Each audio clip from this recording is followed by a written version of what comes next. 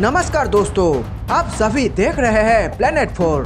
दोस्तों, तालिबान अफगानिस्तान के सत्ता पर काबिज होने के बाद अब पाकिस्तान की खुफिया एजेंसी आईएसआई अपनी मंसूबे को पूरा करने में लगा हुआ है। आईएसआई चाहता है कश्मीर में तालिबानी आतंकियों को प्रवेश कराया जाए और फिर से कश्मीर में इन्हीं आतंकी द्वारा बड़े हमले को अंजाम दिया जाए। दोस्तों, भारत में अभी जिस तरह की सुरक्षा व्यवस्था है, उससे पाकिस्तानी आतंकियों की हमले की साजिश को भारतीय सेना पहले ही नाकाम कर देते हैं। कश्मीर में इन्हीं सुरक्षा व्यवस्था के चलते पाकिस्तान का आतंकियों का हालात खराब होने लगा है, क्योंकि जिस तरह से कश्मीर पर भारतीय सेना दीवार बनकर खड़े हैं, उनको भेजना कोई भी आतंकियों के लिए लगभग नामुमकिन है। तो अब पाकिस्तान एक नई चाल चली है कि वो अब तालिबानी लड़ाकों को कश्मीर में घुसाने की हर संभव प्रयास करेगा। अब एक बात तो साफ है कि अगर तालिबान आईएसआई के साथ मिलकर अपने लड़ाकों को कश्मीर में हमले के लिए भेजता है, तो यह तालिबान के लिए भी बेहद नुकसानदायक होगा, क्योंकि दोस्तों, आप तो हमारे वीर जवानों को जानते ही है, एक भी तालिबानी आतंकी जिंदा नहीं लौटेगा। तो वही भारतीय सुरक्षा एजेंसियों ने जम्मू एवं कश्मीर में आतंकी हमले की आशंका जताते हुए अलर्ट जारी किया है। पाकिस्तान से आतंकी गतिविधि चला रहे जैश-ए-मोहम्मद के सरगनाओं ने तालिबानी आतंकियों से कंधार में मुलाकात की है। इसके साथ ही सीमा पर आतंकियों की हलचल बढ़ने को लेकर कुछ अहम इनपुट मिले हैं। अगस्त के तीसरे हफ्ते में हुई इस मुलाकात में तालिबानी आतंकियों का एक बड़ा समूह शामिल था, जिसने भारत में आतंकी गतिविधियों बढ़ाने के लिए तालिबान से समर्थन मांगा। और आपको तो हम पहले ही बता चुके हैं कि भारत सरकार बेहद चौकन्ना है। पीएम मोदी, रक्षा मंत्री राजनाथ सिंह, गृह मंत्री अमित शाह और राष्ट्रीय सुरक्षा सलाहकार अजीत डोभाल जी के बीच कई दौर की हाई लेवल मीटिंग भी हो रही है और पूरे भारत में हाई अलर्ट जारी कर दिया गया है। लोगों को भीड़-भाड़ और जमावड़े से दूर रहने का भी सलाह दी गई है और भारतीय सेना भी हर वक्त तैयार है आतंकियों को ढेर करने के लिए।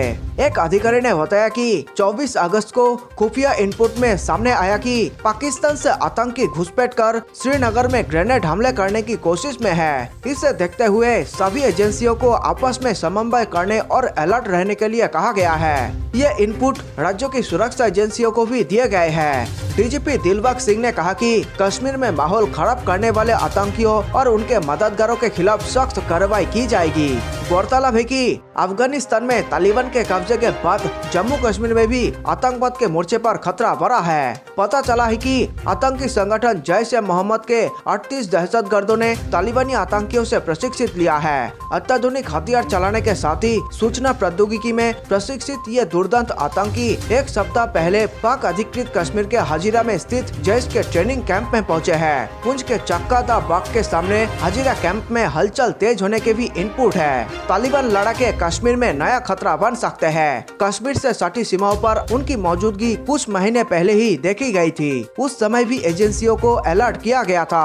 अब अफगानिस्तान पर तालिबान के कब्जे के बाद सुरक्षा एजेंसियां इस बात को लेकर खासी सतर्क है कि पाक खुफिया एजेंसी आईएसआई तालिबान को दी गई मदद के एवज में कश्मीर में तालिबान लड़ाकों की घुसपैठ करा सकती है। वीडियो में आगे बढ़ने से पहले सभी भारतवासियों को मेरा नमस्कार। देश प्रेमियों, वीडियो को लाइक करके आप 5 स्टार दे सकते हैं, ताकि हम आपके लिए रोज ऐसे ही राष्ट्रहित में वीडियो लाया करें। दोस्तों, देश हित से जुड़े तमाम खबरों पर हम लगातार नजर बनाए हुए हैं, इसलिए चैनल को सब्सक्राइब करना ना भूलें। साथ ही नीचे कमेंट में जय हिंद लिखकर पूरे भारत का हौसला बढ़ाएं और वीडियो को व्हाट्सएप, फेसबुक पर दोस्तों के साथ शेयर करके देश प्रेम को फैला दे।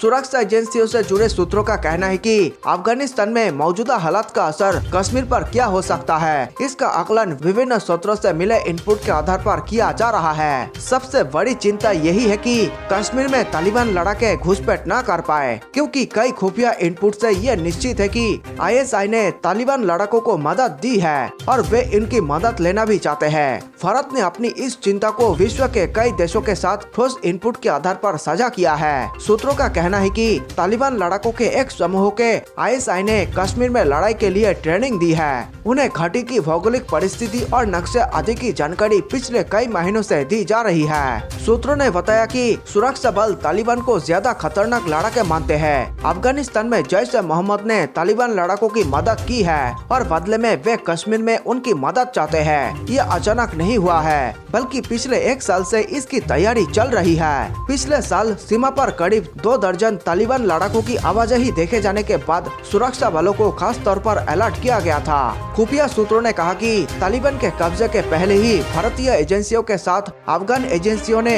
जैश और तालिबान की खतरनाक योजना का पता लगाया था, लेकिन ये गठजोड़ अफगानिस्तान पर तालिबान के कब्जे के बाद ज्यादा खतरनाक हो गया है। सुरक्षा बल सीमा पर पूरी तरह से मुस्तैद है। घुसपैठ रोकने के लिए उच्च स्तर की सतर्कता बरती जा रही है। जानकारों का कहना है कि लश्कर-ए-तैयबा और जैश ए मोहम्मद जैसा आतंकी संगठन जो पाकिस्तान अफगानिस्तान के सीमावर्ती इलाके में जमे हैं, तालिबान के आने से पूरे क्षेत्र में अपना ठिकाना बना सकते हैं। साथ ही पहले से जो आतंकी मौजूद है उनकी कश्मीर में घुसपैठ कराने की कोशिश तेज होगी। अफगानिस्तान में तालिबान के नियंत्रण के बाद अस्थिरता का माहौल है। काबुल में आत्मघाती हमले के बाद अमेरिका ने जवाबी हमले किए तो फ्रांस और ब्रिटेन ने मानवीय मदद को जारी रखने के लिए सुरक्षित जोन बनाने की मांग की है। काबुल में एक के बाद एक हुए 3 बम धमाकों ने अमेरिका के अफगानिस्तान से निकालने की रणनीति की कलाई खोलकर रख दी है।